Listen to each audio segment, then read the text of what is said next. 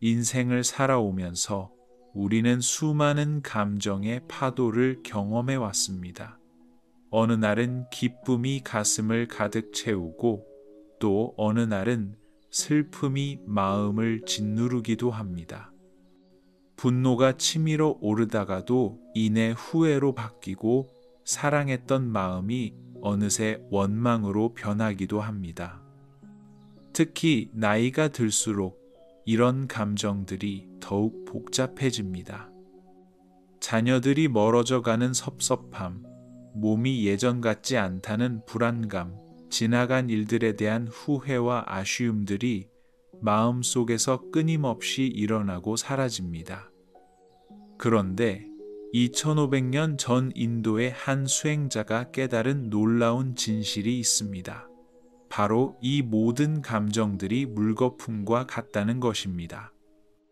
금강경에서는 우리가 붙잡고 있는 모든 것들을 꿈과 환영, 물거품과 그림자에 비유합니다. 정말 그럴까요?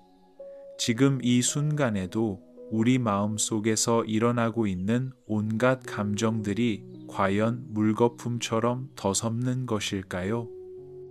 만약 이것이 사실이라면 우리는 왜 이렇게 감정에 휘둘리며 괴로워하는 것일까요? 감정이 거품과 같다는 것을 진정으로 알아차릴 때 우리 마음에는 어떤 변화가 일어날까요?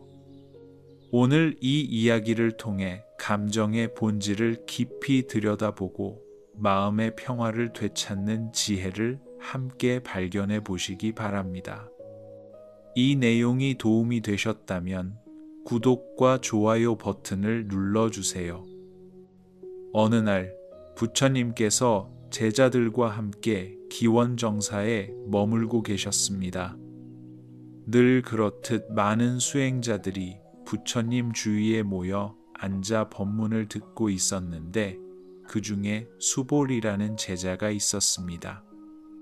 수보리는 오랫동안 수행을 해왔지만 여전히 마음속 깊은 곳에서 일어나는 온갖 감정들 때문에 괴로워하고 있었습니다. 기쁨이 일어나면 그것에 들뜨고 슬픔이 오면 그것에 빠져들었습니다. 분노가 치밀면 그 감정에 휩쓸려 하루 종일 마음이 편치 않았습니다. 세존이시여, 저는 도대체 어떻게 해야 이런 감정들로부터 자유로워질 수 있겠습니까? 수보리가 간절한 마음으로 물었습니다. 부처님께서는 자비로운 미소를 지으시며 말씀하셨습니다. 수보리야, 네가 지금 붙잡고 있는 그 감정들을 한번 자세히 살펴보아라. 기쁨이 일어날 때 그것이 어디서 오는가? 슬픔이 몰려올 때 그것의 실체가 무엇인가? 수보리는 부처님의 말씀에 따라 자신의 마음을 들여다보기 시작했습니다. 그런데 이상한 일이 일어났습니다. 아무리 찾아봐도 감정이라는 것에 고정된 실체를 발견할 수 없었습니다. 분노라고 생각했던 것도 자세히 보니 여러 조건들이 만나서 잠시 일어난 현상일 뿐이었습니다. 세존이시여, 정말 신기합니다. 감정이라는 것이 마치 물에 일어나는 거품처럼 잠시 나타났다가 사라지는 것 같습니다. 부처님께서 고개를 끄덕이시며 말씀하셨습니다. 그렇다, 수보리야. 일체유의법 여몽환포영 여로여겨전 응자겨 시관이니라. 이는 모든 조건 지어진 법은 꿈과 환영과 물거품과 그림자 같고 이슬과 번개 같으니 마땅히 이와 같이 관찰해야 한다는 뜻이었습니다. 부처님의 이 말씀은 우리가 일상에서 경험하는 모든 감정과 생각, 그리고 현상들이 실제로는 어떤 고정된 실체가 없다는 깊은 진리를 담고 있습니다. 마치 아침에 풀잎에 맺힌 이슬방울이 해가 뜨면 사라지듯이 하늘에 번쩍이는 번개가 순식간에 지나가듯이 우리의 감정도 그와 같다는 것입니다. 그렇다면 왜 우리는 이렇게 분명해 보이는 감정들을 거품과 같다고 말하는 것일까요? 물거품을 한번 생각해 보십시오. 비누거품이 일어날 때는 그것이 마치 실제로 존재하는 둥근 공처럼 보입니다. 아이들이 비누거품을 보며 신기해하고 잡으려고 하는 것도 그 때문입니다. 하지만 손으로 만지는 순간 거품은 터져서 사라져 버립니다. 그제서야 우리는 그것이 실체가 없는 허상이었음을 깨닫게 됩니다. 감정도 마찬가지입니다. 분노가 일어날 때는 그것이 마치 우리 마음 속에 단단하게 자리 잡은 실체인 것처럼 느껴집니다. 그래서 우리는 나는 화가 난다, 나는 슬프다 라고 말하며 그 감정과 자신을 동일시합니다. 하지만 시간이 지나고 보면 그 강렬했던 감정은 어디로 갔는지 찾을 수 없습니다. 어느 날 또 다른 제자가 부처님께 여쭈었습니다. 세존이시여, 그렇다면 우리는 감정을 느끼지 말아야 하는 것입니까? 기쁨도, 슬픔도, 사랑도 모두 거부해야 하는 것입니까? 부처님께서 말씀하셨습니다. 그것이 아니다. 감정을 거부하라는 것이 아니라 그 본질을 올바르게 보라는 것이다.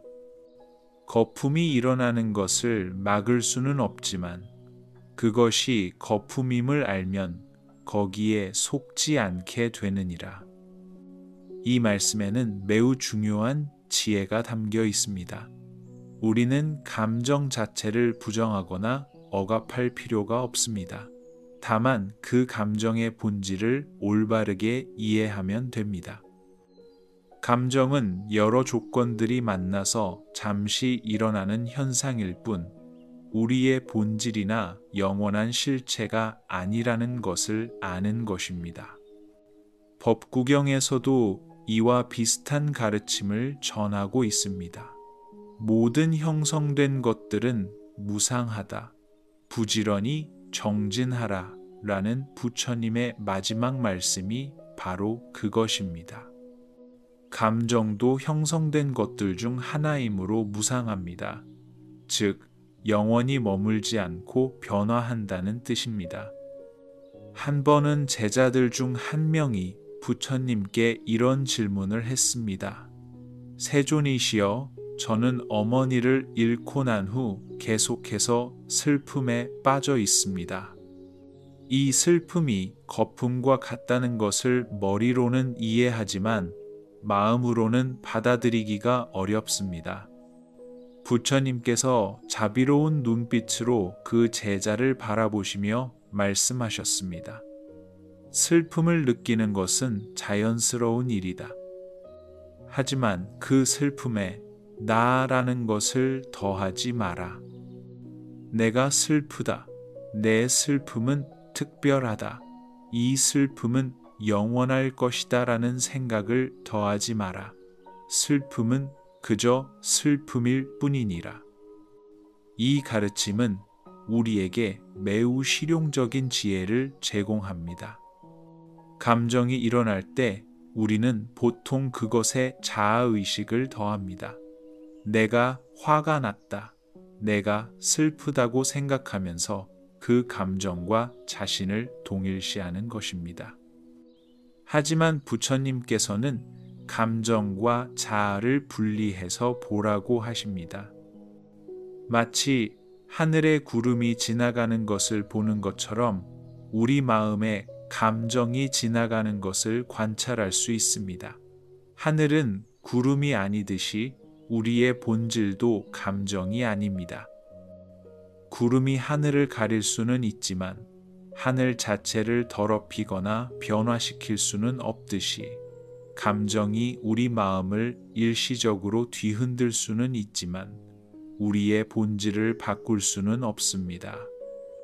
금강경에서 말하는 응무소주의 생기심이라는 구절도 이와 관련이 있습니다. 마땅히 머무는 바 없이 그 마음을 내라는 뜻인데, 이는 어떤 감정이나 생각, 상황에 마음을 고정시키지 말라는 의미입니다. 거품이 물 위에 머물지 않고 계속 흘러가듯이 우리 마음도 어떤 감정에 고착되지 않고 자유롭게 흘러가야 한다는 것입니다. 이런 이해를 바탕으로 우리는 일상에서 감정을 다루는 새로운 방법을 배울 수 있습니다. 분노가 일어날 때, 지금 분노라는 거품이 일어나는구나 라고 관찰할 수 있습니다. 슬픔이 몰려올 때, 슬픔이라는 현상이 지금 나타나고 있구나 라고 알아차릴 수 있습니다. 이렇게 감정을 객관적으로 바라보는 연습을 하다 보면 점차 감정에 휘둘리는 일이 줄어들게 됩니다. 거품이 터지는 것을 두려워하지 않듯이 감정이 변하고 사라지는 것도 자연스럽게 받아들일 수 있게 됩니다. 부처님께서 수보리에게 하신 또 다른 말씀이 있습니다. 과거 마음을 얻을 수 없고 현재 마음을 얻을 수 없고 미래 마음을 얻을 수 없느니라. 이는 마음이라는 것, 그리고 그 마음에서 일어나는 감정들이 얼마나 더섭는 것인지를 보여주는 깊은 가르침입니다. 감정이 거품과 같다는 것을 깊이 이해하게 되면 우리는 더 이상 감정의 노예가 되지 않습니다. 대신 감정을 지혜롭게 다루는 자유로운 존재가 될 수 있습니다. 이것이 바로 금강경이 우리에게 전하고자 하는 해탈의 지혜인 것입니다. 어느 비 오는 날, 부처님께서 중림정사에서 제자들과 함께 계셨습니다. 빗소리를 들으며 한 젊은 비구가 깊은 고민에 빠져 있었습니다. 그의 이름은 아난다였습니다. 세존이시여, 아난다가 조심스럽게 말문을 열었습니다. 저는 아직도 이해할 수 없는 것이 있습니다. 감정이 거품과 같다고 하시지만 이 감정들은 도대체 어디서 오는 것입니까? 아무것도 없는데 갑자기 분노가 생겨날 수는 없지 않습니까? 부처님께서는 창밖의 비를 바라보시며 잠시 침묵하셨습니다. 그리고 나서 자비로운 목소리로 말씀하셨습니다. 아난다야, 저 빗방울을 보아라. 빗방울이 땅에 떨어지는 것을 보느냐? 예, 세존이시여, 보입니다. 그 빗방울은 갑자기 생겨난 것이냐? 아난다는 잠시 생각했습니다. 아닙니다. 세존이시여. 구름이 있고 수증기가 있고 바람이 있고 온도와 습도 등 여러 조건들이 만나서 빗방울이 된 것입니다. 그렇다. 이것이 바로 연기법이니라. 이것이 있으므로 저것이 있고 이것이 생함으로 저것이 생하고 이것이 없으면 저것이 없고 이것이 멸하면 저것이 멸하느니라. 부처님의 이 말씀은 중론에서 더욱 자세히 설명되고 있습니다. 모든 존재와 현상은 홀로 독립적으로 존재하지 않고 무수한 조건들의 상호 의존적 관계 속에서 나타납니다. 우리의 감정도 마찬가지입니다.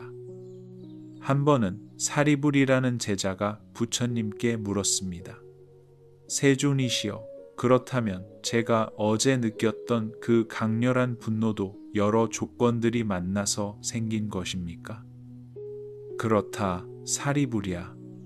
네 분노를 자세히 살펴보아라. 무엇 때문에 분노가 일어났느냐?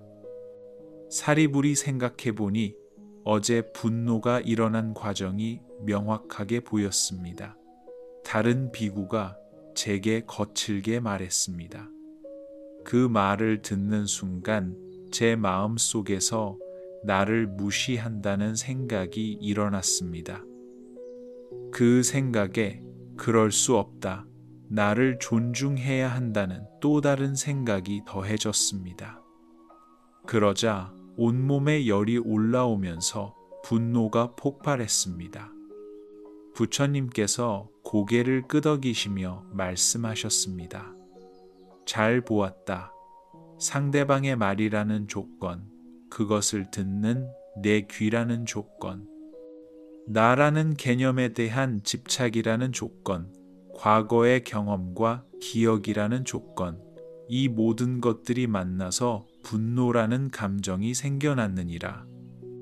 이 대화는 우리에게 매우 중요한 통찰을 제공합니다. 감정은 갑자기 하늘에서 떨어지는 것이 아닙니다. 반드시 원인과 조건이 있습니다.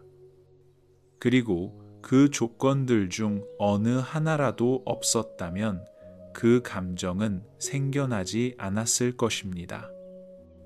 예를 들어 섭섭함이라는 감정을 생각해 보십시오. 자녀가 자주 연락하지 않을 때 느끼는 그 섭섭함도 여러 조건들이 만난 결과입니다. 자녀에 대한 사랑이라는 조건, 자주 연락해야 한다는 기대라는 조건, 과거에 더 자주 연락했던 기억이라는 조건, 나이가 들면서 느끼는 외로움이라는 조건들이 모두 모여서 섭섭함이라는 감정을 만들어냅니다. 어느 날 목련이라는 제자가 부처님께 여쭈었습니다. 세존이시여, 그렇다면 이런 조건들을 없애버리면 감정도 없어지는 것입니까? 예를 들어 사랑하지 않으면 섭섭함도 없어지는 것입니까? 부처님께서 미소를 지으시며 대답하셨습니다. 목련아, 그것은 마치 불이 무서우니 나무를 모두 베어버리자는 것과 같다. 조건들 자체가 문제가 아니라 그 조건들에 어떻게 관계를 맺느냐가 중요하니라. 이 말씀에는 깊은 지혜가 담겨 있습니다. 연기법을 이해한다는 것은 조건들을 제거하려는 것이 아니라 조건들이 만나서 현상이 일어나는 과정을 명확히 보는 것입니다. 그래서 거기에 속지 않는 것입니다. 중론에서는 이를 더욱 명확하게 설명합니다. 자성으로 생겨나는 것이 없고, 타성으로 생겨나는 것도 없고, 자타성으로 생겨나는 것도 없고, 무인으로 생겨나는 것도 없다. 즉, 어떤 것도 독립적으로 홀로 존재하지 않는다는 것입니다. 감정도 마찬가지입니다. 분노라는 감정이 나 안에 원래부터 있었던 것도 아니고 상대방이 분노를 넣어준 것도 아니고 둘이 합쳐져서 생긴 것도 아니며 아무 원인 없이 생긴 것도 아닙니다. 오직 조건들의 상호작용으로 잠시 나타났다가 사라지는 현상일 뿐입니다. 한 번은 어떤 나이든 거사가 부처님을 찾아와 하소연했습니다. 세존이시여, 저는 이른이 넘은 나이에도 아직 분노와 질투, 서운함에서 벗어나지 못합니다. 젊었을 때보다 오히려 더 심해진 것 같습니다. 이런 감정들이 왜 계속 생겨나는 것입니까? 부처님께서 그 거사를 자비롭게 바라보시며 말씀하셨습니다. 거사여, 나이가 든다고 해서 조건들이 사라지는 것은 아니니라. 오히려 세월이 흐르면서 더 많은 기억과 경험이라는 조건들이 쌓이게 된다. 하지만 이제는 그 조건들이 어떻게 작동하는지를 명확히 볼 수 있는 지혜도 생겼느니라. 정말 그렇습니다. 나이가 들수록 우리 마음속에는 더 많은 조건들이 축적됩니다. 수십 년간의 경험, 기억, 상처, 기쁨들이 모두 우리 마음의 조건이 됩니다. 그래서 때로는 작은 일에도 큰 감정이 일어나기도 합니다. 예를 들어, 누군가가 우리를 무시하는 말을 했을 때 젊은 사람은 그 순간에 분노만 느낄 수 있습니다. 하지만 나이 든 사람은 그 말에 과거에 수많은 무시당했던 경험들이 더해져서 더 큰 분노나 서운함을 느낄 수 있습니다. 그러나 이것을 부정적으로만 볼 필요는 없습니다. 부처님께서 말씀하신 대로 나이가 들면서 우리는 이런 조건들의 작동 원리를 더 명확하게 볼 수 있는 능력도 갖게 됩니다. 어느 날 아난다가 다시 부처님께 여쭈었습니다. 세존이시여, 그렇다면 우리는 어떻게 해야 이런 조건들에 휘둘리지 않을 수 있습니까? 부처님께서 답하셨습니다. 연기를 제대로 이해하는 것이다. 감정이 일어날 때, 이런저런 조건들이 만나서 이런 감정이 생겨나는구나 라고 명확하게 보는 것이다. 그러면 그 감정을 나라고 착각하지 않게 되느니라. 이는 매우 실용적인 가르침입니다. 분노가 일어날 때 우리는 보통 내가 화가 난다라고 생각합니다. 하지만 연기법으로 보면 여러 조건들이 만나서 분노라는 현상이 일어나고 있다라고 이해할 수 있습니다. 이런 이해의 차이는 매우 큽니다. 전자의 경우 분노와 자신을 동일시하게 되어 감정에 완전히 빠져들게 됩니다. 후자의 경우 분노를 객관적 현상으로 보게 되어 거기서 한 걸음 물러나 관찰할 수 있게 됩니다. 법구경에도 이와 관련된 개송이 있습니다. 모든 법은 마음이 앞서고 마음이 주인이며 마음으로 이루어진다.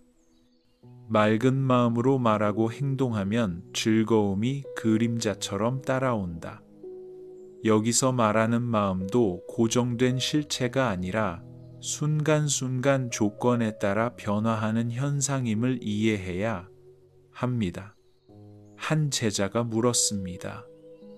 세존이시여, 그렇다면 좋은 감정도 나쁜 감정도 모두 같은 방식으로 생겨나는 것입니까?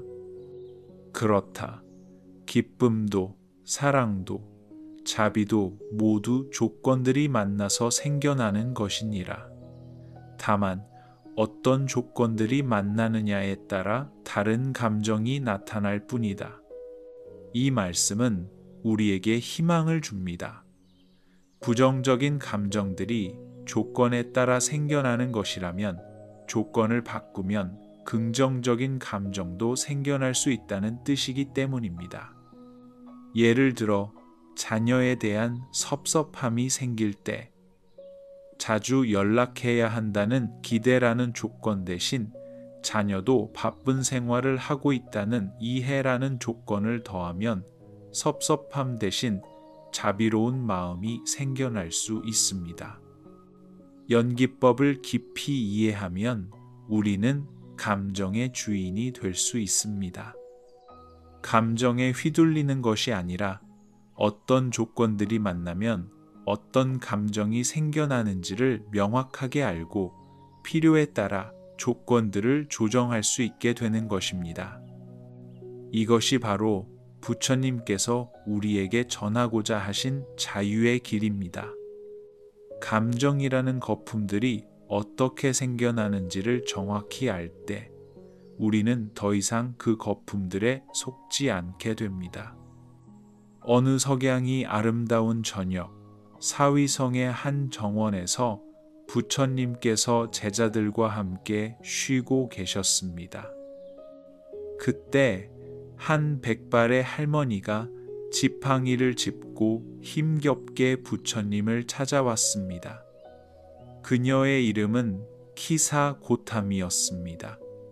키사 고타미는 부처님 앞에 무릎을 꿇고 눈물을 흘리며 말했습니다. 세존이시여, 저는 이제 80이 넘었습니다. 남편도 자녀들도 모두 세상을 떠났습니다. 손자들은 저를 부담스러워하며 멀리 떨어져 살고 있습니다. 이 외로움과 서운함을 어떻게 견뎌야 할지 모르겠습니다. 부처님께서 그녀의 손을 잡으시며 자비로운 목소리로 말씀하셨습니다. 고타미야, 네 마음의 아픔이 얼마나 깊은지 안다. 하지만 이 외로움과 서운함도 다른 모든 감정과 마찬가지로 조건에 따라 생겨나는 것이니라. 키사 고타미가 고개를 들며 물었습니다. 그렇다면 이런 감정들은 어떤 조건에서 생겨나는 것입니까? 부처님께서 설명하셨습니다. 외로움은 관계에 대한 그리움과 현재의 고립감이 만나서 생겨난다. 서운함은 기대와 현실의 차이에서 온다. 하지만 이 모든 것들이 물거품처럼 실체가 없는 것임을 깨달으면 고통에서 벗어날 수 있느니라.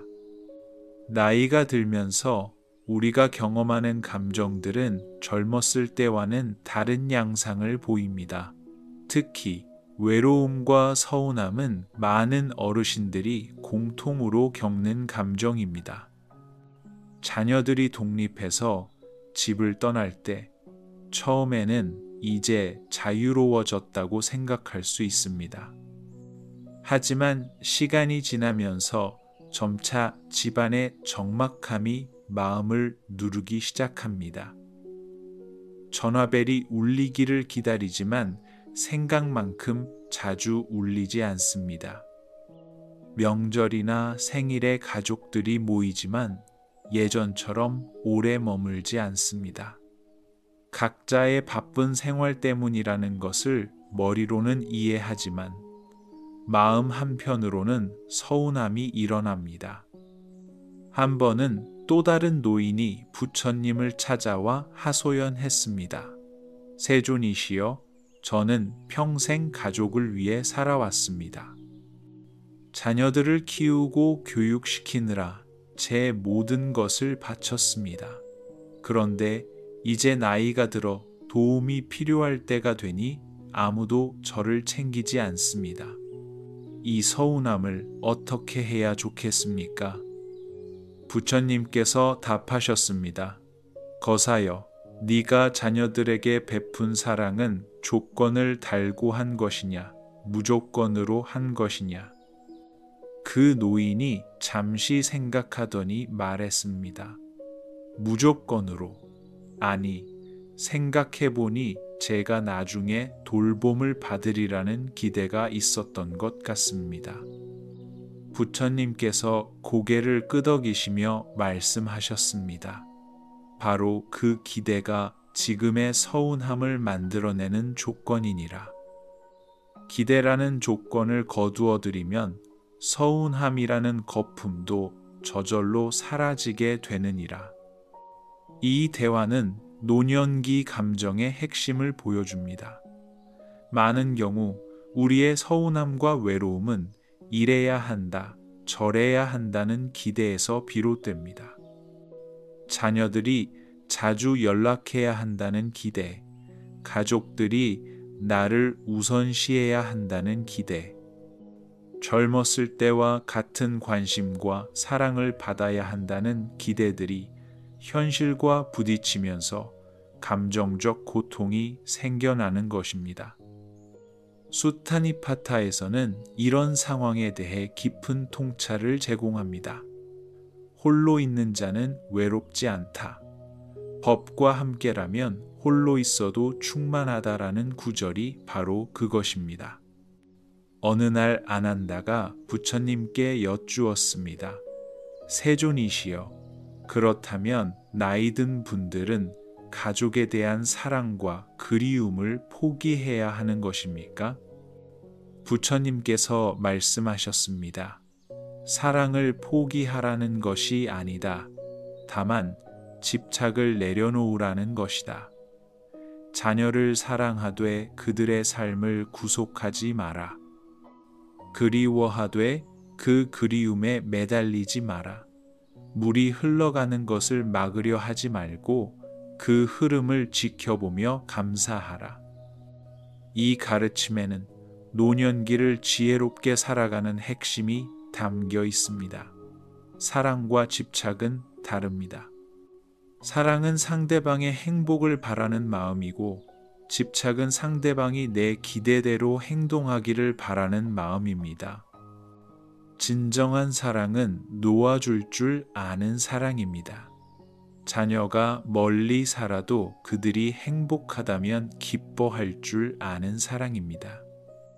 자주 연락하지 않아도 각자의 삶에 충실하게 살고 있다면 이해할 줄 아는 사랑입니다. 한 제자가 물었습니다. 세존이시여, 그런 마음을 갖기가 쉽지 않습니다. 머리로는 이해가 되지만 마음이 따라주지 않습니다. 부처님께서 답하셨습니다. 그것이 당연하다. 오랫동안 쌓인 습관이 하루아침에 바뀌지는 않는다. 하지만 매 순간 알아차리고 놓아주려는 노력을 계속하면 점차 마음이 자유로워지게 되느니라. 실제로 외로움이라는 감정을 자세히 들여다보면 여러 조건들이 복합적으로 작용하고 있음을 알 수 있습니다.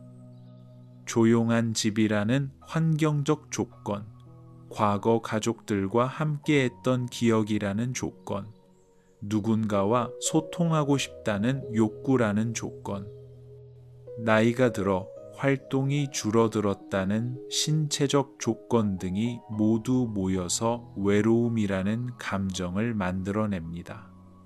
이런 조건들을 하나씩 살펴보면서 바꿀 수 있는 것과 받아들여야 할 것을 구분할 수 있습니다. 조용한 환경은 음악을 듣거나 라디오를 틀어서 바꿀 수 있습니다. 소통의 욕구는 동네 경로당이나 종교단체 등을 통해 해결할 수 있습니다. 하지만 무엇보다 중요한 것은 외로움 자체의 본질을 이해하는 것입니다. 외로움도 다른 모든 감정과 마찬가지로 조건에 따라 일어나는 현상이지 우리의 본질은 아니라는 것을 아는 것입니다. 어느 날 나이든 한 비구니가 부처님께 말씀드렸습니다. 세존이시여, 저는 이상한 경험을 했습니다. 어제 홀로 앉아 있는데 갑자기 외로움이 물밀듯이 밀려왔습니다. 그런데 그 외로움을 그냥 지켜보고 있으니 언제 그랬느냐는 듯이 사라져 버렸습니다. 부처님께서 미소를 지으시며 말씀하셨습니다. 잘 보았다. 그것이 바로 모든 감정의 본질이니라. 거품처럼 일어났다가 거품처럼 사라지는 것이다. 그것에 달라붙지 않고 지켜볼 줄 알면 감정이 우리를 괴롭힐 수 없느니라. 섭섭함도 마찬가지입니다. 자녀가 명절에 일찍 집에 갈 때 느끼는 섭섭함, 전화를 걸었는데 바쁘다며 금방 끊을 때 느끼는 섭섭함, 생일을 깜빡했을 때 느끼는 섭섭함들도 모두 일시적인 현상일 뿐입니다. 이런 감정들이 일어날 때, 지금 섭섭함이라는 거품이 일어나는구나. 이것도 곧 사라질 것이다 라고 알아차릴 수 있다면 그 감정에 빠져들지 않고 객관적으로 바라볼 수 있게 됩니다. 수타니파타의 또 다른 구절에서는 의지할 곳이 없는 자가 진정 자유로운 자라고 말합니다. 이는 다른 사람이나 외부 조건에 의존해서 행복을 찾으려 하지 말고 자기 내면에서 평화를 찾으라는 의미입니다. 노년기의 지혜는 바로 여기에 있습니다. 젊었을 때는 외부의 많은 것들에 의존해서 행복을 찾으려 했다면 나이가 들어서는 점차 그런 의존성을 줄여나가면서 내면의 평화를 찾아가는 것입니다. 외로움과 서운함이라는 감정들도 결국 거품과 같습니다. 일어나는 것도 조건에 따라서이고 사라지는 것도 조건에 따라서입니다. 그 본질을 이해하고 지혜롭게 바라볼 수 있을 때 우리는 나이가 들수록 더욱 자유롭고 평화로운 삶을 살아갈 수 있게 됩니다. 이것이 부처님께서 키사고타미와 많은 제자들에게 전해주신 노년기의 지혜였습니다. 감정에 휘둘리지 않고 그 본질을 꿰뚫어 보는 것. 그것이 바로 진정한 해탈의 길인 것입니다. 어느 무더운 여름날, 부처님께서 제타 숲의 나무 그늘 아래서 쉬고 계셨습니다. 그때 한 중년의 바라문이 성난 얼굴로 부처님을 찾아왔습니다. 그의 이름은 마가디아였습니다. 마가디아는 부처님 앞에 서서 거친 목소리로 말했습니다. 고타마여, 당신 때문에 내 아들이 출가를 해버렸소. 내가 평생 공들여 키운 아들을 빼앗아간 것이요. 이 분노를 어떻게 해야 하겠소? 부처님께서는 조용히 그를 바라보시며 부드러운 목소리로 물으셨습니다. 바라문이여, 만약 누군가가 네게 선물을 준다고 하는데 네가 받지 않는다면 그 선물은 누구의 것이 되겠느냐? 마가디아가 잠시 당황하며 답했습니다. 그야 준 사람의 것이 되겠지요. 그렇다. 그대가 지금 내게 분노라는 선물을 주려 하는데 나는 그것을 받지 않겠다. 그러면 그 분노는 누구의 것이 되겠느냐? 마가디아는 할 말을 잃었습니다. 부처님께서 계속 말씀하셨습니다. 분노는 마치 뜨거운 숯을 남에게 던지려고 손에 쥐고 있는 것과 같다. 결국 자신의 손만 타게 되느니라. 이 일화는 법구경에 나오는 유명한 이야기입니다. 법구경에서는 분노는 독이 든 화살과 같다. 화살을 쏘는 자도 맞는 자도 모두 상처를 입는다고 설명합니다. 분노라는 감정을 자세히 들여다보면 정말 흥미로운 특성을 발견할 수 있습니다. 분노가 일어날 때는 마치 우리 안에 뜨거운 불덩어리가 타오르는 것 같습니다. 온몸이 뜨거워지고 심장이 빨리 뛰고 주먹이 저절로 쥐어집니다. 그 순간에는 분노가 마치 우리 존재의 전부인 것처럼 느껴집니다. 하지만 시간이 지나면 어떻게 될까요? 그토록 강렬했던 분노는 어디로 갔을까요? 마치 끓어오르던 물이 식듯이 타오르던 불이 꺼지듯이 분노도 서서히 사그라들어 사라집니다. 어느 날 사리불이 부처님께 여쭈었습니다. 세존이시여, 저는 어제 한 가지 신기한 일을 경험했습니다. 어떤 비구가 저를 심하게 모독했는데 그 순간 거대한 분노가 일어났습니다. 하지만 그 분노를 그냥 지켜보고 있으니 점점 작아지더니 완전히 사라져 버렸습니다. 부처님께서 기뻐하시며 말씀하셨습니다. 잘했다, 사리불아. 그대가 본 것이 바로 분노의 진짜 모습이다. 분노는 마치 물거품과 같다. 처음에는 크고 단단해 보이지만 가만히 지켜보면 저절로 터져서 없어지느니라. 정말 그렇습니다. 분노가 일어날 때 우리가 보통 하는 실수는 그 분노와 자신을 동일시하는 것입니다. 내가 화가 났다 라고 생각하면서 분노와 나를 하나로 봅니다.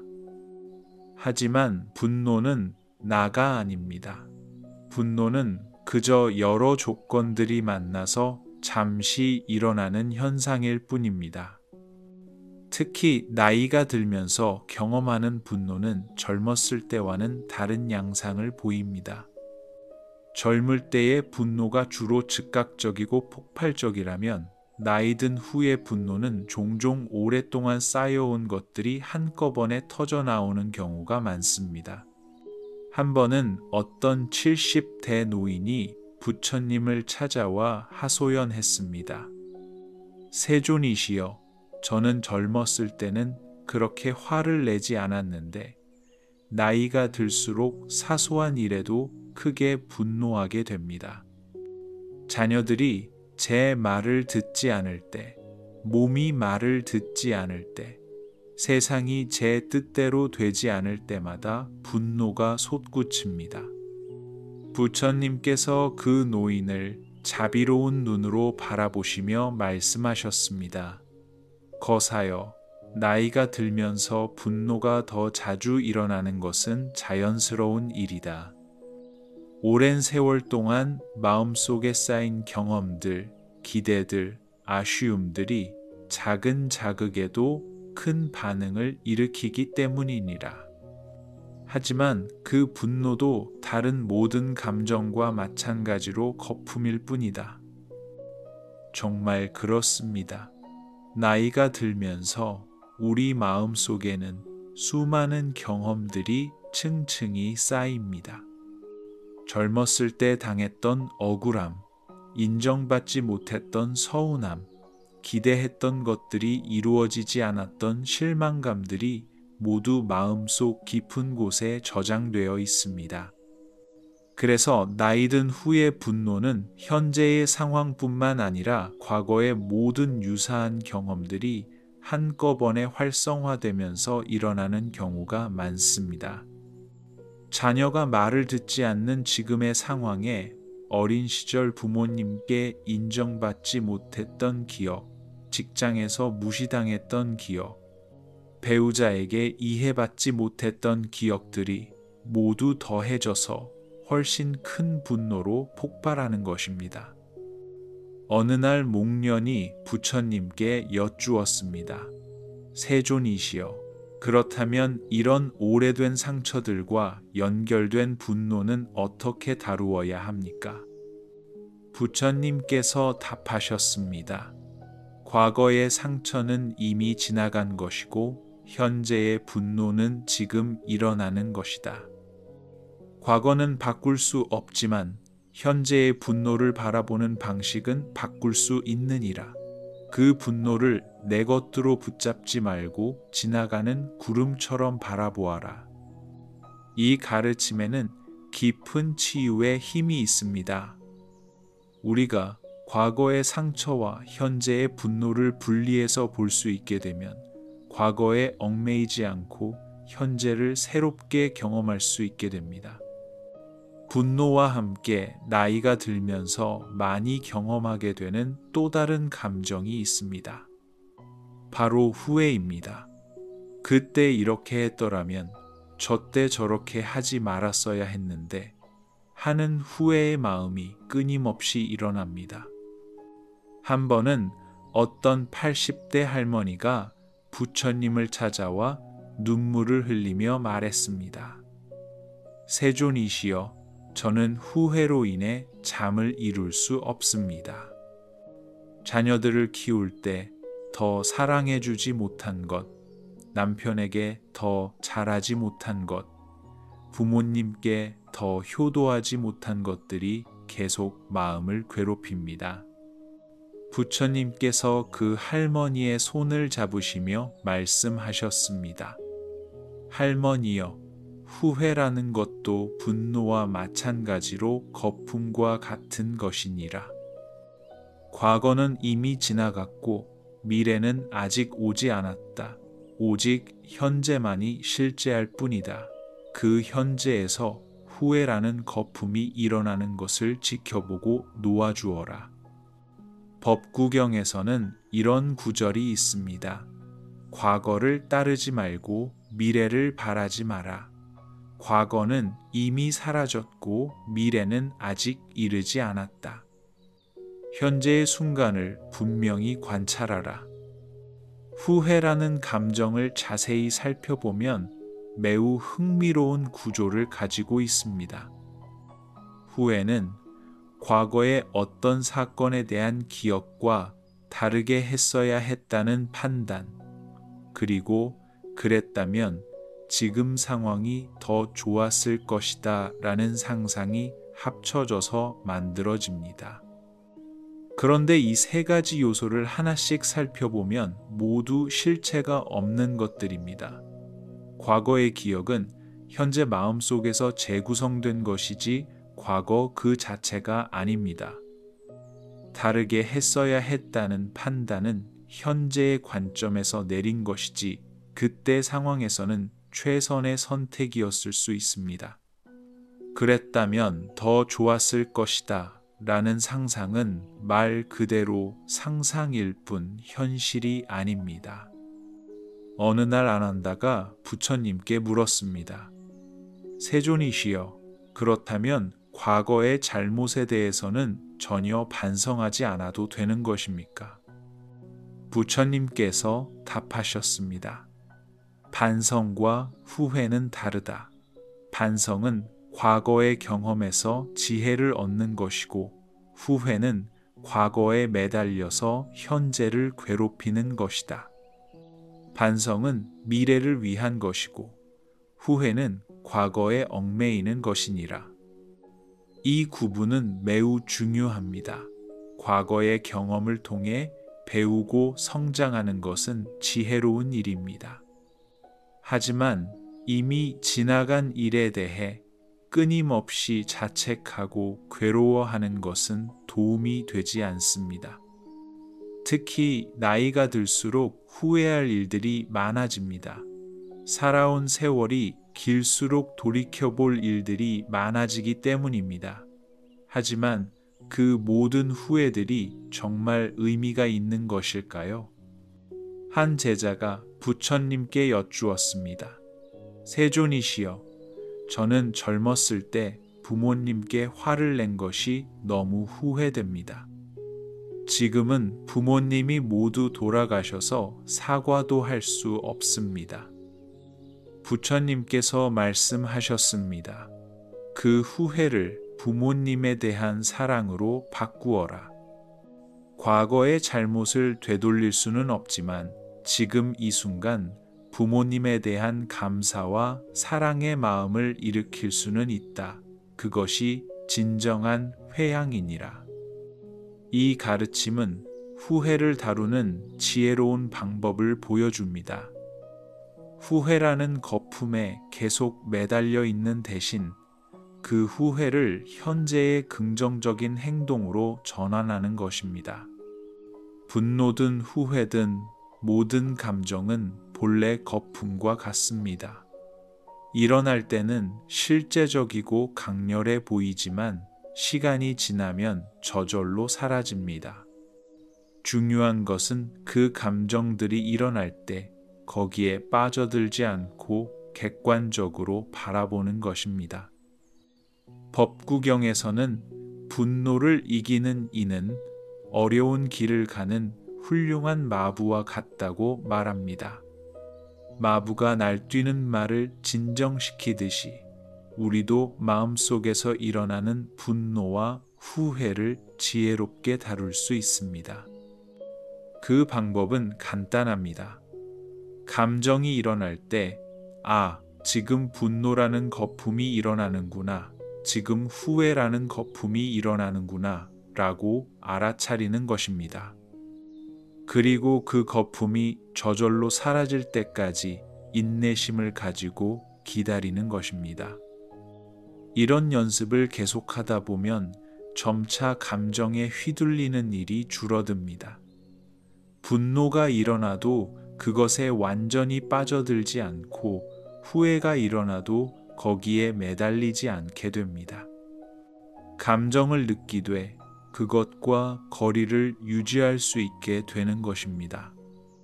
이것이 바로 부처님께서 마가디아와 많은 제자들에게 전해주신 분노와 후회를 다루는 지혜였습니다. 모든 감정은 거품과 같으니 그 본질을 꿰뚫어 보고 지혜롭게 대응하라는 것, 그것이 진정한 마음의 자유로 가는 길인 것입니다. 어느 꽃이 만발한 봄날, 부처님께서 대중들과 함께 법문을 하고 계셨습니다. 그때 한 젊은 상인이 기쁨에 들뜬 얼굴로 부처님을 찾아왔습니다. 그의 이름은 아나타핀디카였습니다. 세존이시여, 아나타핀디카가 상기된 목소리로 말했습니다. 오늘 제게 정말 좋은 일이 일어났습니다. 큰 사업이 성공했고 많은 이익을 얻었습니다. 이 기쁨이 영원히 계속되었으면 좋겠습니다. 부처님께서 자비로운 미소를 지으시며 말씀하셨습니다. 아나타핀디카야, 네 기쁨을 함께 기뻐한다. 하지만 한 가지 물어보겠다.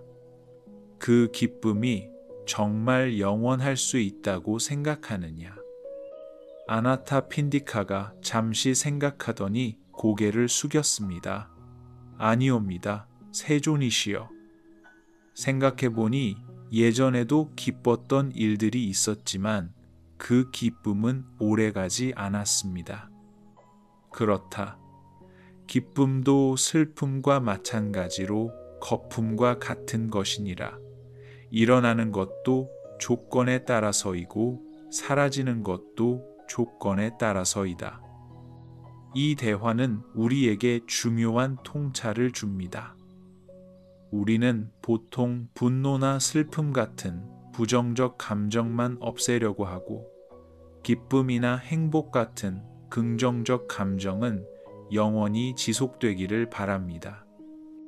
하지만 부처님의 가르침에 따르면 긍정적 감정도 부정적 감정과 마찬가지로 무상한 현상입니다. 앙구따라 니까야에서는 이런 구절이 나옵니다. 생겨난 것은 반드시 사라진다. 형성된 것은 반드시 파괴된다. 이것이 존재의 법칙이다. 이는 기쁨과 슬픔 모두에 적용되는 보편적 진리입니다. 어느 날 마하가섭이라는 제자가 부처님께 여쭈었습니다. 세존이시여, 그렇다면 우리는 기쁨을 느끼지 말아야 하는 것입니까? 기쁨도 집착이라면 피해야 하는 것 아닙니까? 부처님께서 답하셨습니다. 기쁨을 느끼지 말라는 것이 아니다. 다만 그 기쁨에 집착하지 말라는 것이다. 기쁨이 올 때는 기쁨을 누리되 기쁨이 갈 때는 기쁨을 놓아줄 줄 알아야 하느니라. 이 가르침의 핵심은 감정 자체를 부정하는 것이 아니라 감정에 대한 우리의 태도를 바꾸는 것입니다. 기쁨이 일어날 때는 그것을 충분히 경험하되 그것이 영원할 것이라고 기대하지 않는 것입니다. 특히 나이가 들면서 우리가 경험하는 기쁨은 젊었을 때와는 다른 특성을 가집니다. 젊을 때의 기쁨이 주로 성취나 소유와 관련된 것이라면 나이 든 후의 기쁨은 주로 관계나 추억과 관련된 것이 많습니다. 손자가 놀러 왔을 때의 기쁨, 오랫동안 연락 없던 친구에게서 안부 전화가 왔을 때의 기쁨, 건강검진에서 좋은 결과가 나왔을 때의 기쁨 등이 그런 것들입니다. 이런 기쁨들은 순수하고 깊은 감동을 주지만 역시 오래가지는 않습니다. 한 번은 어떤 할머니가 부처님을 찾아와 말했습니다. 세존이시여, 어제 오랫동안 보지 못했던 딸이 아이들을 데리고 집에 왔습니다. 그때 느꼈던 기쁨과 행복은 이루 말할 수 없었습니다. 하지만 그들이 떠난 후에는 더 큰 공허함이 밀려왔습니다. 부처님께서 그 할머니를 자비롭게 바라보시며 말씀하셨습니다. 할머니여, 그것이 바로 기쁨의 본질이니라. 기쁨에 집착하면 그것이 사라질 때 더 큰 괴로움이 따라온다. 하지만 기쁨을 거품처럼 받아들이면 그것이 사라져도 평온함을 유지할 수 있느니라. 정말 그렇습니다. 기쁨에 집착할수록 그것이 사라질 때의 상실감은 더욱 큽니다. 마치 풍선을 너무 꽉 잡고 있으면 터질 때 더 큰 소리가 나는 것과 같습니다. 앙구따라 니까야에서는 쾌락에 빠진 자는 쾌락이 사라질 때 고통받는다고 말합니다. 이는 기쁨이나 즐거움 자체가 나쁘다는 뜻이 아니라 그것에 과도하게 집착할 때의 위험성을 경고하는 것입니다.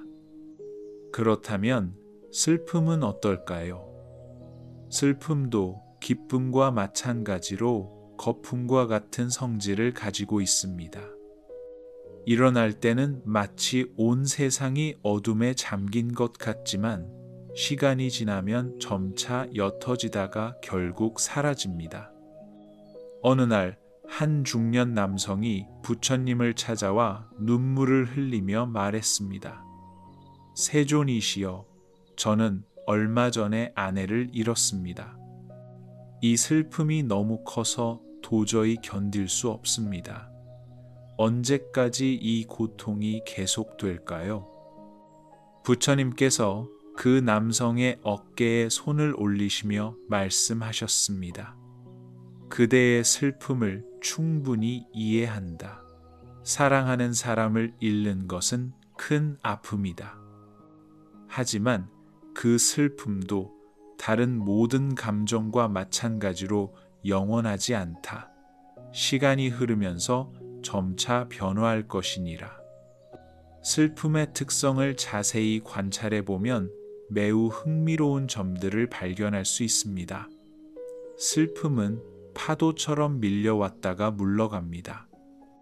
어떤 때는 거대한 파도처럼 모든 것을 삼킬 듯이 밀려오지만 또 어떤 때는 잔잔한 물결처럼 살며시 지나갑니다. 특히 상실로 인한 슬픔은 단계적으로 변화합니다. 처음에는 믿을 수 없다는 부정의 단계, 그 다음에는 분노의 단계, 그리고 협상의 단계를 거쳐 우울과 절망의 단계에 이르렀다가 마침내 수용의 단계에 도달합니다. 어느 날 우팔이라는 제자가 부처님께 물었습니다. 세존이시여, 슬픔도 거품과 같다면 왜 그렇게 오래 지속되는 것 같습니까? 기쁨은 금방 사라지는데 슬픔은 몇 달, 몇 년씩 계속되는 것 같습니다. 부처님께서 설명하셨습니다. 우파리야, 슬픔 자체는 거품과 같지만 우리가 그 슬픔을 계속 되살리고 있기 때문이다. 슬픈 기억을 반복해서 떠올리고 슬픔에 대한 슬픔을 더하고 슬픔이 사라질까봐 두려워하기까지 한다. 그래서 슬픔이 오래 지속되는 것처럼 보이는 것이니라. 이는 매우 중요한 통찰입니다. 슬픔 자체는 자연스러운 감정이고 일정 시간 후에는 자연스럽게 변화하고 사라집니다. 하지만 우리가 그 슬픔에 대해 갖는 생각들, 슬픔을 유지하려는 무의식적 노력들이 슬픔을 연장시키는 것입니다. 예를 들어 사랑하는 사람을 잃었을 때 슬픔을 느끼는 것은 자연스럽습니다. 하지만 나는 영원히 슬퍼해야 한다. 슬픔이 사라지면 그 사람을 잊는 것이다. 행복해지면 안 된다는 생각들이 더해지면 슬픔이 불필요하게 연장됩니다. 한 번은 어떤 어머니가 부처님을 찾아와 말했습니다. 세존이시여, 저는 10년 전에 아들을 잃었습니다.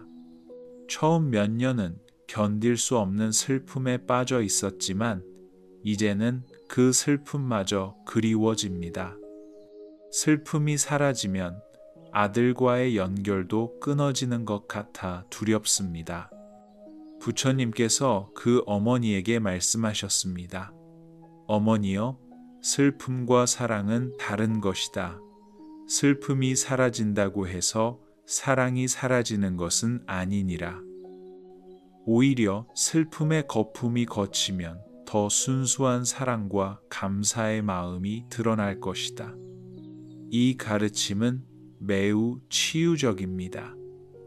많은 사람들이 슬픔을 놓아주는 것을 죄책감으로 여깁니다. 하지만 슬픔을 놓아준다고 해서 사랑까지 놓아주는 것은 아닙니다. 오히려 슬픔의 구름이 걷히면 사랑의 태양이 더 밝게 빛날 수 있습니다. 앙구따라 니까야에서는 모든 현상은 무상하다. 생겨나는 것은 반드시 사라진다고 가르칩니다. 이는 슬픔뿐만 아니라 기쁨에도 적용되는 진리입니다. 그렇다면 우리는 기쁨과 슬픔을 어떻게 받아들여야 할까요? 부처님께서 제자들에게 하신 말씀이 있습니다. 기쁨이 올 때는 아, 기쁨이라는 거품이 일어나는구나 라고 알아차려라. 그리고 그 기쁨을 충분히 경험하되 거기에 집착하지 마라. 슬픔이 올 때도 아, 슬픔이라는 거품이 일어나는구나 라고 알아차려라. 그리고 그 슬픔을 피하려 하지 말고 있는 그대로 받아들여라. 둘 다 지나가는 구름과 같으니라. 이런 태도를 기르기 위해서는 연습이 필요합니다.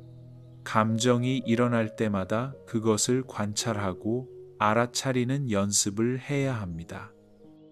처음에는 어렵겠지만 계속 연습하다 보면 점차 감정과 거리를 두고 바라볼 수 있게 됩니다. 한 제자가 부처님께 물었습니다. 세존이시여, 그런 연습을 하면 우리는 감정이 없는 돌덩어리 같은 사람이 되는 것 아닙니까? 부처님께서 웃으시며 답하셨습니다. 그렇지 않다. 오히려 더 깊고 진실한 감정을 경험하게 될 것이다. 거품 같은 감정들에 휘둘리지 않게 되면 본래의 자비와 지혜가 더 명확하게 드러나게 되느니라. 정말 그렇습니다. 감정을 거품으로 보는 것은 감정을 부정하는 것이 아닙니다. 오히려 감정의 본질을 정확하게 이해함으로써 더 자유롭고 지혜롭게 감정을 경험하는 것입니다. 기쁨이 일어날 때는 그것을 충분히 누리되 영원하기를 바라지 않습니다. 슬픔이 일어날 때는 그것을 있는 그대로 받아들이되 거기에 빠져들지 않습니다.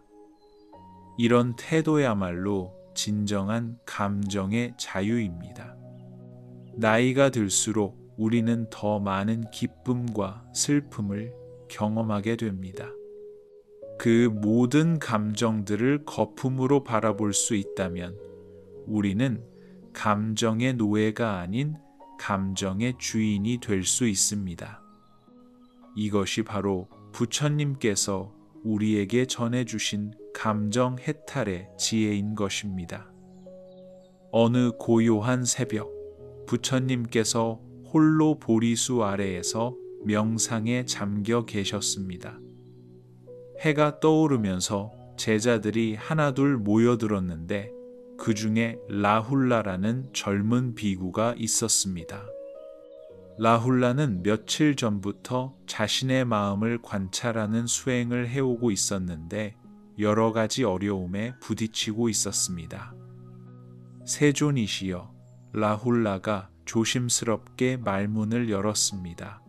저는 감정이 거품과 같다는 말씀을 이해하려고 노력하고 있습니다. 하지만 실제로 감정이 일어날 때는 그것을 거품으로 보기가 매우 어렵습니다. 구체적으로 어떻게 수행해야 할까요? 부처님께서 라훌라를 자애로운 눈빛으로 바라보시며 말씀하셨습니다. 라훌라야, 좋은 질문이다. 감정을 바라보는 수행에는 몇 가지 단계가 있다. 첫 번째는 알아차림이다. 감정이 일어날 때, 지금 이런 감정이 일어나고 있구나, 라고 알아차리는 것이니라. 라훌라가 고개를 끄덕이며 물었습니다. 그런데 세존이시여, 감정이 강하게 일어날 때는 그것을 알아차리기도 전에 이미 그 감정에 빠져들게 됩니다. 부처님께서 미소를 지으시며 답하셨습니다. 그것이 자연스럽다. 처음에는 감정이 이미 일어난 후에야 알아차리게 된다. 하지만 계속 연습하면 점차 감정이 일어나는 순간을 포착할 수 있게 되고 나중에는 감정이 일어나기 전의 조건들까지도 알아차릴 수 있게 되느니라. 이 말씀은 감정 수행의 점진적 발전 과정을 잘 보여줍니다. 우리는 보통 감정에 완전히 빠져든 후에야 내가 화를 내고 있었구나 라고 깨닫습니다. 하지만 수행을 계속하면 감정이 일어나는 바로 그 순간을 포착할 수 있게 되고 더 나아가서는 감정이 일어날 조건들이 형성되는 것도 미리 알아차릴 수 있게 됩니다. 어느 날 사리불이 부처님께 여쭈었습니다. 세존이시여, 저는 알아차림 수행을 하고 있는데 때로는 알아차림 자체가 또 다른 생각이 되어버리는 것 같습니다. 지금 화가 나고 있다 라고 알아차리면 알아차리고 있다는 생각이 또 일어나고 알아차리고 있다는 것을 알아차리고 있다는 생각이 또 일어나서 끝이 없습니다. 부처님께서 지혜로운 눈빛으로 사리불을 바라보시며 말씀하셨습니다. 사리불아, 그것은 알아차림이 아니라 분석이다. 진정한 알아차림은 생각이 아니라 있는 그대로 보는 것이다. 마치 거울이 모든 것을 비추되 그것에 대해 판단하지 않는 것과 같으니라. 이 가르침은 수행에서 흔히 범하는 실수를 지적합니다. 우리는 알아차림을 또 다른 사고 과정으로 만들어버리기 쉽습니다. 하지만 진정한 알아차림은 생각하는 것이 아니라 순수하게 관찰하는 것입니다. 해심밀경에서는 이런 구절이 나옵니다. 마음은 본래 청정하나 번뇌가 더씹혀진 것이다. 이는 우리의 본래 마음은 맑고 깨끗하지만 그 위에 여러 감정과 생각들이 구름처럼 드리워진다는 의미입니다. 이 관점에서 보면 감정 수행의 목적은 감정을 없애는 것이 아니라 본래의 맑은 마음을 가리고 있는 감정의 구름들을 명확하게 보는 것입니다. 구름이 하늘을 가릴 수는 있지만 하늘 자체를 더럽히거나 바꿀 수는 없듯이 감정이 마음을 일시적으로 흐릴 수는 있지만 마음의 본질을 바꿀 수는 없습니다. 어느 날 아난다가 부처님께 실질적인 질문을 했습니다. 세존이시여, 일상생활에서 갑자기 강한 감정이 일어날 때는 어떻게 해야 합니까? 예를 들어 누군가가 저를 모욕했을 때 즉시 분노가 치밀어 오르면 말입니다. 부처님께서 구체적으로 설명하셨습니다. 그럴 때는 먼저 호흡을 의식하라. 3번 깊게 숨을 들이쉬고 내쉬면서 지금 분노가 일어나고 있다라고 속으로 말하라. 그리고 그 분노가 몸의 어느 부분에서 느껴지는지 관찰하라. 가슴인지 목인지 머리인지 찾아보라. 이는 매우 실용적인 지침입니다. 강한 감정이 일어날 때 우리는 보통 그 감정에 완전히 사로잡혀서 자동적으로 반응합니다. 하지만 잠시 멈추고 호흡을 의식하면 감정과 약간의 거리를 만들 수 있습니다. 특히 감정을 몸의 감각으로 관찰하는 것은 매우 효과적인 방법입니다. 분노는 보통 가슴이나 목에서 뜨거운 느낌으로 나타나고, 슬픔은 가슴이 무겁거나 목구멍이 막히는 느낌으로 나타납니다. 불안은 배나 가슴에서 조이는 느낌으로, 기쁨은 가슴이 따뜻해지거나 온몸이 가벼워지는 느낌으로 나타납니다. 한 번은 목련이 부처님께 여쭈었습니다.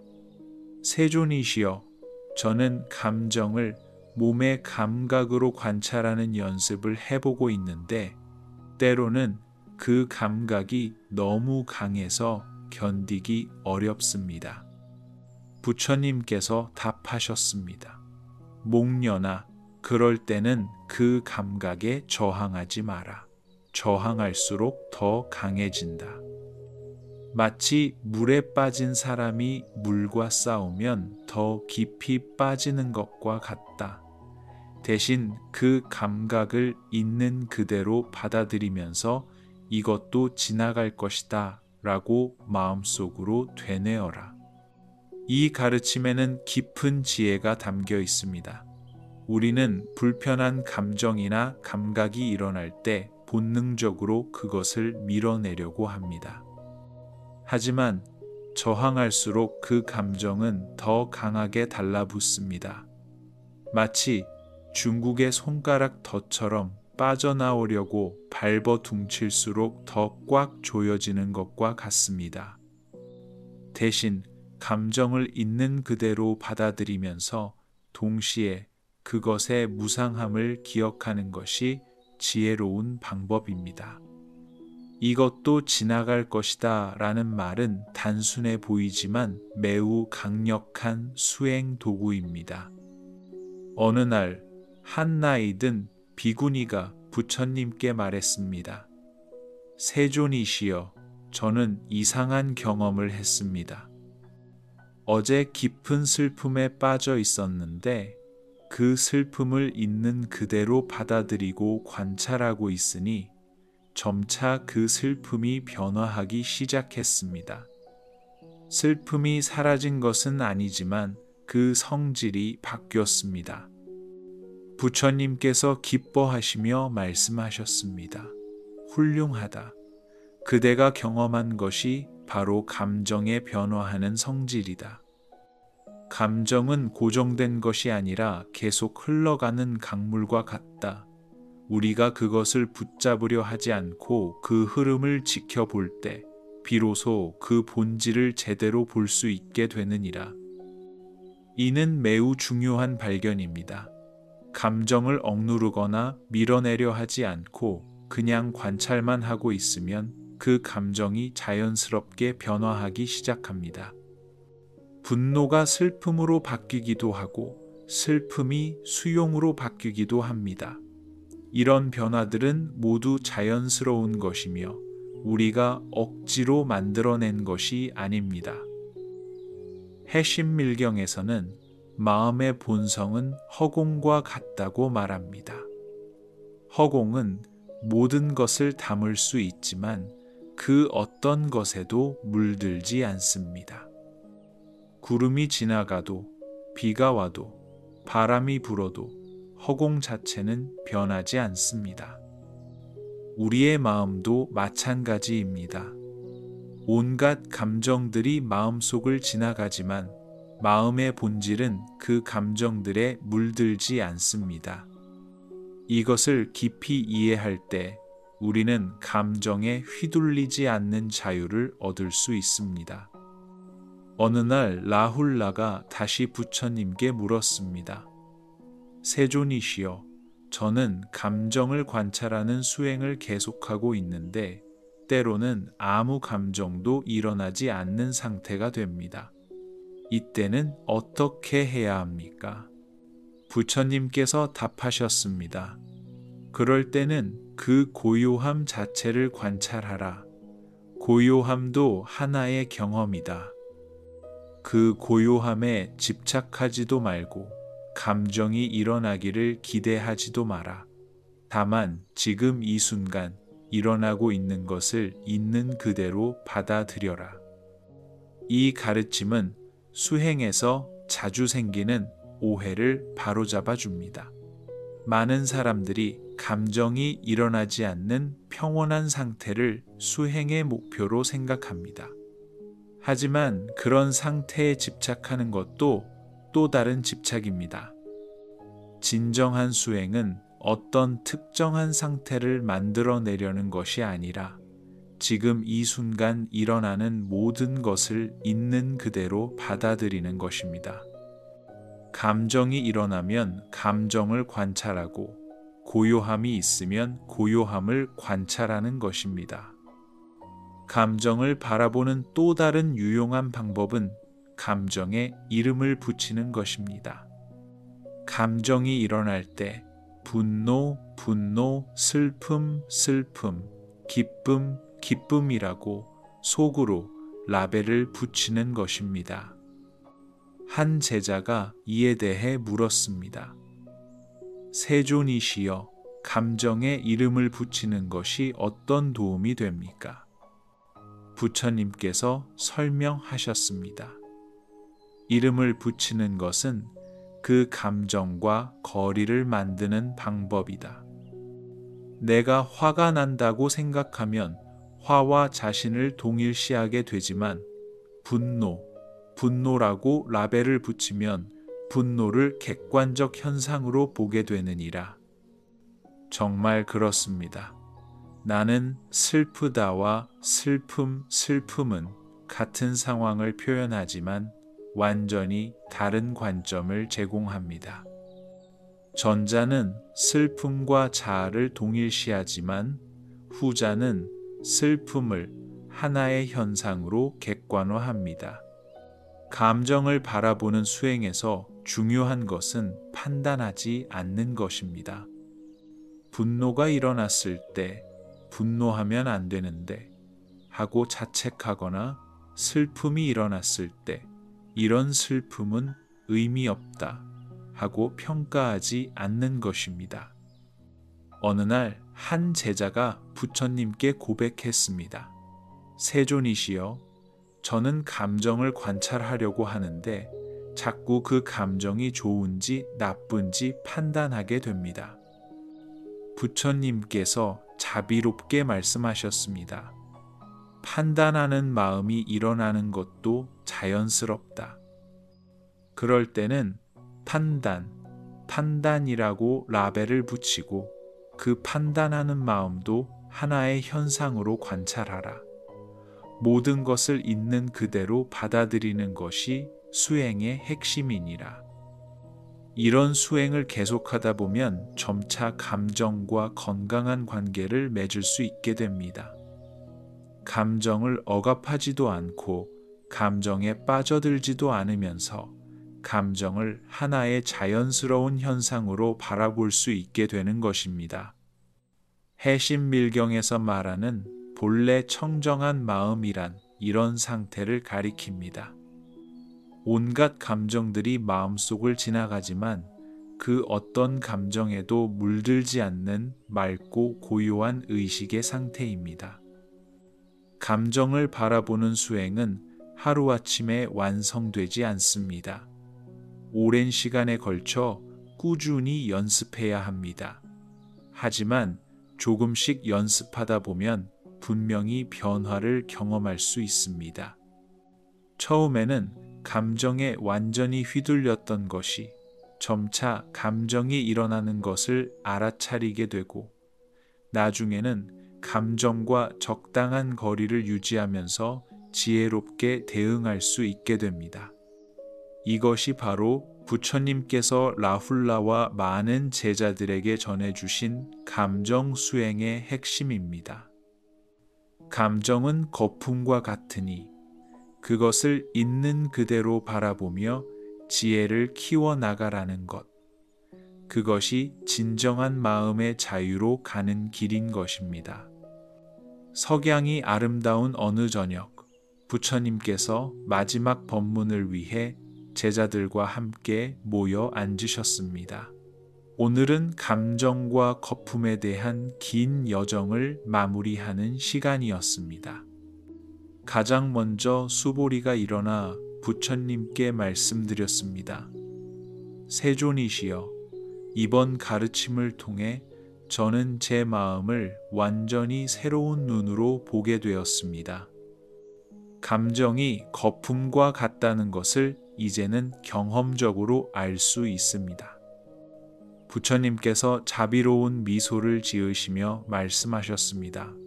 수보리야, 그대뿐만 아니라 여기 모인 모든 이들이 이제 감정의 본질을 꿰뚫어 보는 지혜를 얻었다. 하지만 아는 것과 실천하는 것은 다르다. 이제부터가 진짜 수행의 시작이니라. 지난 시간들을 통해 우리는 감정의 본질에 대해 깊이 탐구해 보았습니다.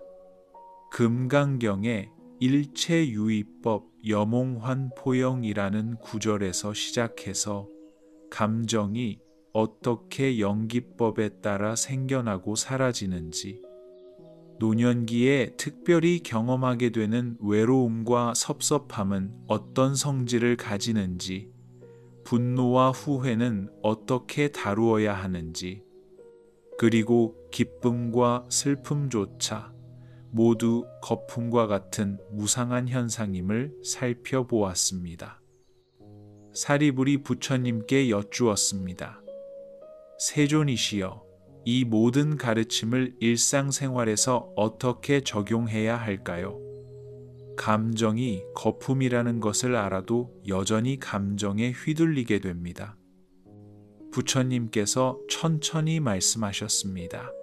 사리불아, 깨달음은 하나의 순간에 일어나지만 그 깨달음을 삶 속에서 체현하는 것은 평생의 과정이다. 감정이 거품임을 아는 것과 그 암 속에서 사는 것은 다른 차원의 일이니라. 정말 그렇습니다. 우리는 머리로는 감정의 무상함을 이해할 수 있지만 실제로 강한 감정이 일어날 때는 여전히 그 감정에 휩쓸리기 쉽습니다. 이것은 당연한 일이며 자책할 필요가 없습니다.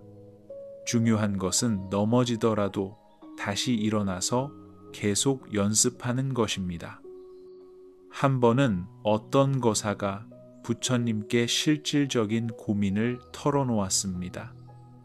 세존이시여, 저는 70이 넘은 나이에 아직도 자녀들 때문에 속상해하고 건강 때문에 불안해하고 과거 일 때문에 후회합니다. 이런 저 자신이 한심스럽습니다. 부처님께서 그 거사를 따뜻하게 바라보시며 말씀하셨습니다. 거사여, 나이가 들었다고 해서 감정이 사라지는 것은 아니다. 오히려 오랫동안 쌓인 경험과 기억들이 감정에 더 많은 층을 더한다. 하지만 이제 그대는 그 감정들이 거품임을 안다. 그것만으로도 큰 변화의 시작이니라. 나이가 들면서 우리가 경험하는 감정들은 젊었을 때보다 더 복잡하고 깊을 수 있습니다. 수십 년간의 삶의 경험이 각각의 감정에 더해지기 때문입니다. 하지만 동시에 우리는 그 감정들을 바라보는 지혜도 함께 얻게 됩니다. 자녀에 대한 섭섭함이 일어날 때 이제 우리는 지금 섭섭함이라는 거품이 일어나는구나. 이것도 조건에 따라 생겨난 것이고 시간이 지나면 변할 것이다 라고 알아차릴 수 있습니다. 몸이 아플 때 느끼는 불안감도 마찬가지입니다. 지금 불안이라는 거품이 일어나고 있다. 이 불안도 실체가 있는 것이 아니라 여러 조건들이 만나서 잠시 나타나는 현상일 뿐이다 라고 이해할 수 있습니다. 아난다가 부처님께 물었습니다. 세존이시여, 그렇다면 감정을 거품으로 보는 것이 우리 삶을 무미건조하게 만들지는 않을까요? 기쁨도 슬픔도 모두 거품이라면 삶의 의미가 없어지는 것은 아닐까요? 부처님께서 지혜로운 미소를 지으시며 답하셨습니다. 아난다야, 그 반대다. 감정을 거품으로 볼 때 비로소 진정한 삶이 시작된다. 감정에 휘둘리지 않을 때 우리는 더 깊고 진실한 사랑과 자비를 경험할 수 있게 되느니라. 정말 그렇습니다. 감정을 거품으로 보는 것은 감정을 무시하거나 억압하는 것이 아닙니다. 오히려 감정의 본질을 정확하게 이해함으로써 더 자유롭고 지혜롭게 감정을 경험하는 것입니다. 분노에 휘둘리지 않을 때 우리는 상대방을 더 잘 이해할 수 있습니다. 슬픔에 빠져들지 않을 때 우리는 상실의 의미를 더 깊이 받아들일 수 있습니다. 기쁨에 집착하지 않을 때 우리는 그 기쁨을 더 순수하게 누릴 수 있습니다. 한 제자가 자신의 경험을 나누었습니다. 세존이시여, 얼마 전에 손자가 아파서 병원에 갔을 때 엄청난 불안이 몰려왔습니다. 예전 같으면 그 불안에 완전히 압도되었을 텐데 이번에는 불안이라는 거품이 일어나고 있다고 알아차릴 수 있었습니다. 그러자 불안은 그대로 있었지만 더 차분하게 상황에 대처할 수 있었습니다. 부처님께서 기뻐하시며 말씀하셨습니다. 훌륭하다. 그것이 바로 지혜로운 삶의 모습이다. 감정을 없애려 하지 않으면서도 감정에 지배받지 않는 것. 감정과 함께 춤추되 감정의 노예가 되지 않는 것이니라. 이것이 바로 우리가 추구해야 할 감정과의 관계입니다. 감정을 적으로 여기지도 않고 감정에 완전히 항복하지도 않으면서 감정과 건강한 거리를 유지하는 것입니다. 금강경의 마지막 개송을 다시 한번 되새겨보면 그 의미가 더욱 명확해집니다. 일체유의법 여몽환포영 여로 여겨전 응자겨 시관 모든 조건 지어진 법은 꿈 환영 물거품 그림자와 같고 이슬과 번개 같으니 마땅히 이와 같이 관찰해야 한다. 우리의 감정들도 모두 조건 지어진 법입니다. 여러 조건들이 만나서 잠시 나타났다가 사라지는 현상들입니다. 이것을 깊이 이해할 때 우리는 감정에 대한 집착에서 벗어날 수 있습니다. 목련이 부처님께 마지막 질문을 했습니다. 세존이시여, 이런 수행을 통해 우리가 궁극적으로 도달하게 되는 것은 무엇입니까? 부처님께서 모든 제자들을 둘러보시며 말씀하셨습니다. 평화다. 감정의 폭풍우가 몰아쳐도 흔들리지 않는 깊은 평화. 기쁨이 와도 들뜨지 않고 슬픔이 와도 절망하지 않는 고요한 평화. 그것이 바로 해탈이니라. 이 평화는 아무것도 느끼지 않는 무감각 상태가 아닙니다. 오히려 모든 것을 더 깊고 진실하게 느끼면서도 거기에 휩쓸리지 않는 자유로운 상태입니다. 나이가 들수록 우리는 이런 평화를 더욱 절실하게 필요로 하게 됩니다. 젊었을 때는 감정의 기복이 삶에 활력을 주기도 했지만 나이가 들면서는 그런 기복들이 오히려 피로를 가져다 주기 때문입니다. 하지만 감정을 거품으로 보는 지혜를 얻게 되면 나이가 들수록 더욱 자유롭고 평화로운 삶을 살 수 있게 됩니다. 외부의 조건들이 어떻게 변해도 마음의 평정을 잃지 않을 수 있게 되는 것입니다. 부처님께서 마지막으로 모든 제자들에게 당부하셨습니다. 이제 각자의 삶으로 돌아가서 이 가르침을 실천하라. 감정이 일어날 때마다 그것이 거품임을 기억하라. 처음에는 어렵겠지만 계속 연습하면 반드시 변화를 경험할 것이다. 그리고 이 지혜를 다른 이들과도 나누어라. 정말 그렇습니다. 이제 우리는 이론을 넘어서 실제 삶 속에서 이 가르침을 적용해야 합니다. 자녀와의 관계에서, 건강 문제에서, 일상의 크고 작은 스트레스들에서 감정이 거품임을 기억하고 지혜롭게 대응해야 합니다. 감정이 거품과 같다는 것을 아는 것만으로도 우리 삶은 크게 달라집니다. 분노할 때도 이것도 지나갈 것이다 라고 알 수 있고, 슬플 때도 이 슬픔이 영원하지 않다라고 알 수 있습니다. 기쁠 때도 이 기쁨을 붙잡으려 하지 말자 라고 생각할 수 있습니다. 이런 지혜는 특히 나이가 들수록 더욱 소중해집니다. 몸이 예전 같지 않을 때, 가족들과의 관계가 변화할 때, 사회에서 물러나야 할 때 느끼는 여러 감정들을 지혜롭게 다룰 수 있게 되기 때문입니다. 감정은 물거품처럼 일어나고 꺼집니다. 그 본질을 깊이 이해할 때 우리는 감정의 노예에서 벗어나 감정의 주인이 될 수 있습니다. 분노의 거품, 슬픔의 거품, 기쁨의 거품들을 모두 지혜롭게 바라보면서 마음의 평화를 유지할 수 있게 됩니다. 금강경의 가르침처럼 모든 것이 꿈과 환영, 물거품과 그림자 같은 것임을 알 때 우리는 비로소 진정한 자유를 맛볼 수 있습니다.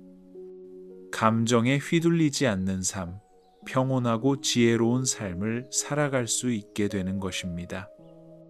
해가 저물어가는 이 시간에 부처님의 가르침처럼 여러분도 감정이라는 거품들을 지혜롭게 바라보시며 고요한 마음의 평화를 되찾으시기를 바랍니다. 모든 감정이 거품처럼 일어났다가 사라진다는 것을 알 때 우리는 어떤 상황에서도 흔들리지 않는 내면의 힘을 발견할 수 있습니다. 이 내용이 도움이 되셨다면 구독과 좋아요 버튼을 눌러주세요.